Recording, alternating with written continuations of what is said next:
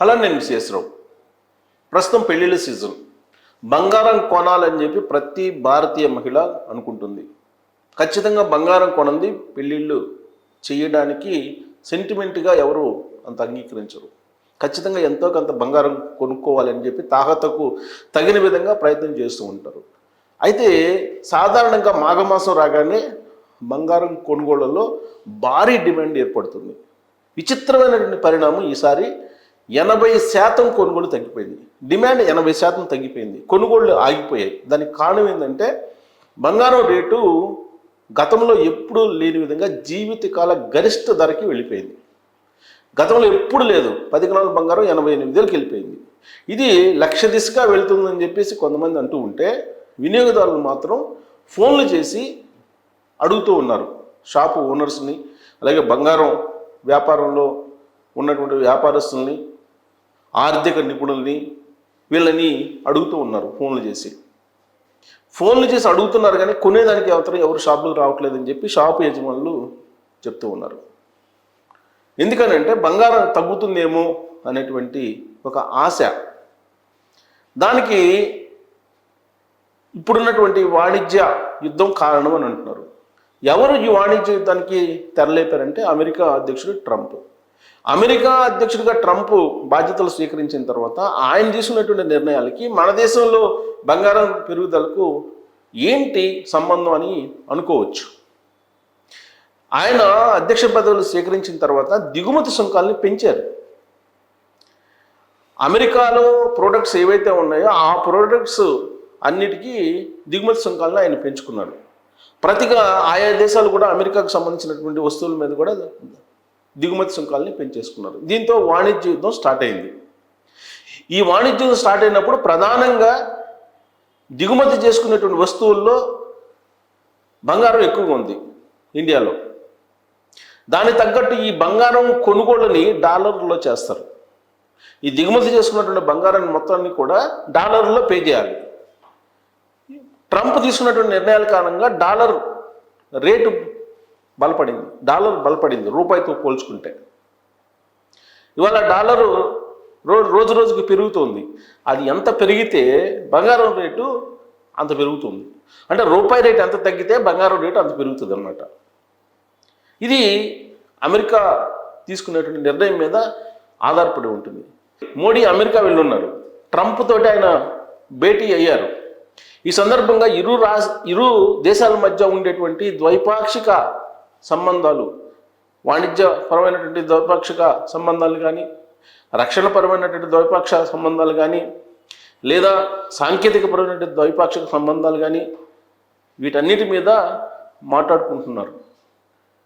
నరేంద్ర మోడీ గారు అక్కడికి వెళ్ళారు. వెళ్ళినంత మాత్రాన ట్రంప్ ధరలు తగ్గిస్తారా అని అంటే, నరేంద్ర మోడీ గారు ట్రంప్ని కలవడానికి కొన్ని గంటల ముందే ట్రూత్ అనేటువంటి తన సోషల్ ప్లాట్ఫామ్ మీద ట్రంప్ చాలా క్లియర్గా చెప్పారు. ఏం చెప్పారు? కీలకమైనటువంటి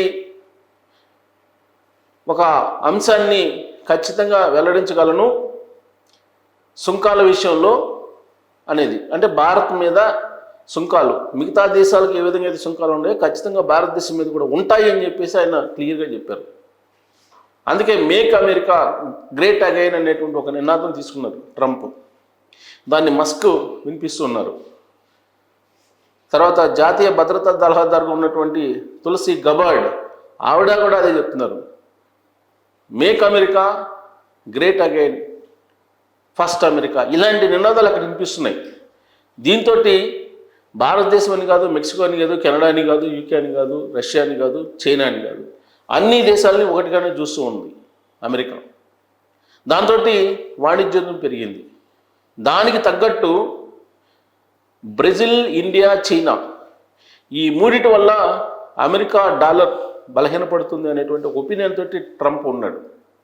అందుకే బ్రిక్స్ అనే దాంట్లో ఆయన వేలు పెట్టారు.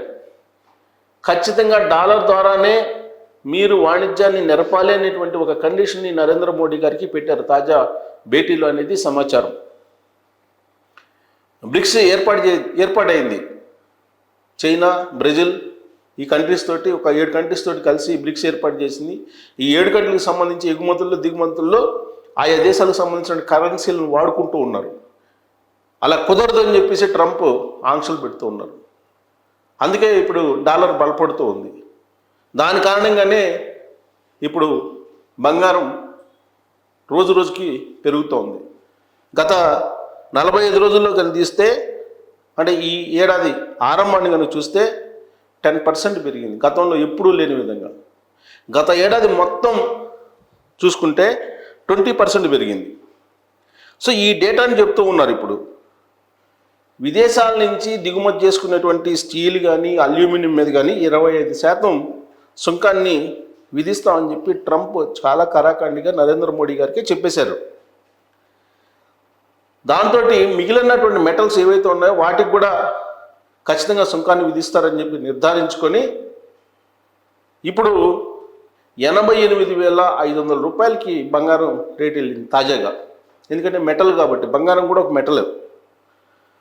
సో ఇప్పుడు అమెరికా దిగుమతి చేసుకున్నటువంటి స్టీలు అల్యూమినియం తదితర ఉత్పత్తుల మీద సుంకాలు పెంచుతామని చెప్పి ఆయన చెప్పాడు. దిగుమతి చేసుకున్నటువంటి సుంకాల మీద సేమ్ ఇక్కడ దిగుమతుల మీద కూడా యాస్టీస్గా ఇప్పుడు పెంచుతారు కదా గవర్నమెంట్. ఖచ్చితంగా ఈ గవర్నమెంట్ ఆ గవర్నమెంట్ పెంచినప్పుడు ఈ గవర్నమెంట్ కూడా పెంచుతారు.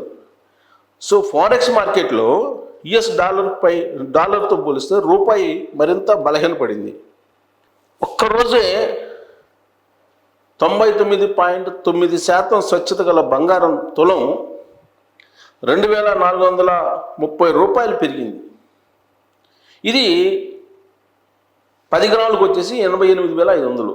ఇప్పటి వరకు బంగారపు చరిత్రలో ఈ రేట్ లేదు, ఇదే హైయెస్ట్. కానీ ఇంతవరకు ఆగుతుందా అని అంటే దాని మీద అంతర్జాతీయ వ్యాపారవేత్తలు ఏమంటున్నారంటే, ఇప్పుడు ఔన్స్ బంగారం వచ్చేసి డాలర్లో $2,900 ఉంది. ఇది రికార్డు అంతర్జాతీయంగా చూసుకుంటే. ఔన్సుల్లో చూస్తారనమాట ఈ రేట్ని. దీన్ని రిటైలర్లు కానీ జ్యువెలర్లు కానీ బంగారానికి కొనుగోళ్లకు ఇప్పుడు మద్దతు ఇస్తున్నారు. ఎందుకు? మళ్ళీ పెరుగుద్దేమో అని. మెటల్స్ మీద దిగుమతి సుంకాలు విధించారు కాబట్టి ట్రంప్, దాని ఎఫెక్ట్ ఉంటుందని. అందుకే ఇప్పుడు రికార్డు స్థాయిలో పెరిగిందను. ఇప్పుడు సోమవారం రోజు 1,000 రూపాయలు పెరిగింది. సో ఇది కిలో వెండి ధర కూడా పెరిగింది. అంటే మెటల్స్ రేటు పెరుగుతున్నాయి. దీనికి కారణం ఏంటంటే అంతర్జాతీయ స్థాయిలో మార్కెట్ అనిశ్చితి ఉండటమే కారణం.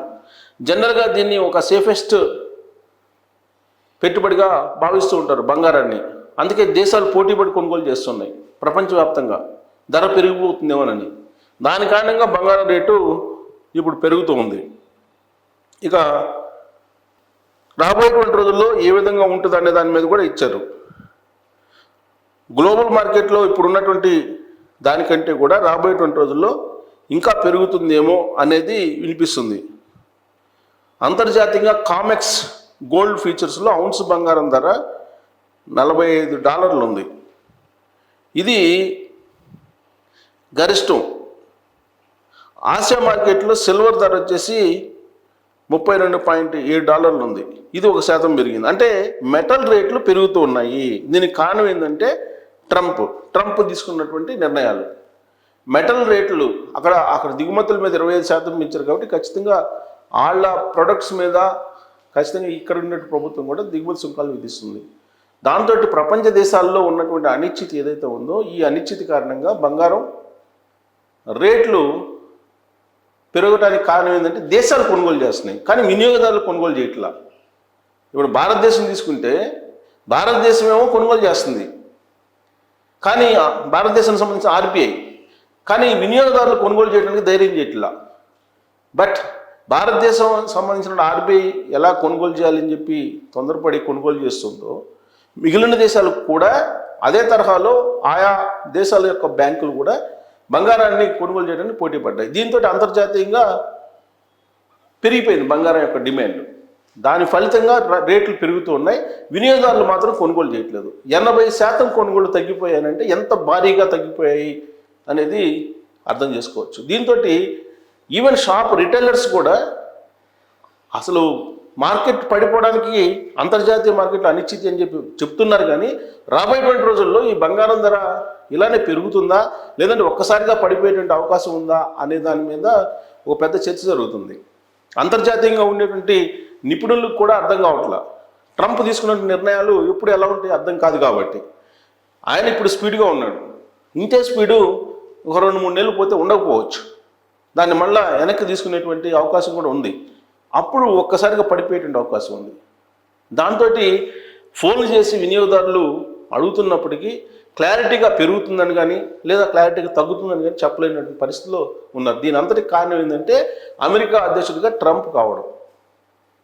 మరి రాబోయేటువంటి రోజుల్లో పెరుగుతుందా తగ్గుతుందా అనేటువంటి ఒక సందిగ్ధ పరిస్థితుల్లో వినియోగదారులు బంగారం కొనుగోలుకు దూరంగా ఉంటున్నారు. పెళ్లిళ్ళ సీజన్ అయినప్పటికీ కూడా 80% కొనుగోలు పడిపోయేటివి అంటే ఇది ఒక రికార్డుగా చెప్తూ ఉన్నారు. వినియోగదారులు బంగారం షాపుల వైపు చూడలేదు. మరి ఇలాంటి పరిస్థితి గతంలో ఎప్పుడు రాలేదు. ఇది దేనికి దారితీసే అవకాశం ఉందనేది మీరు మీ అభిప్రాయాన్ని తెలియజేయచ్చు. Thank you very much.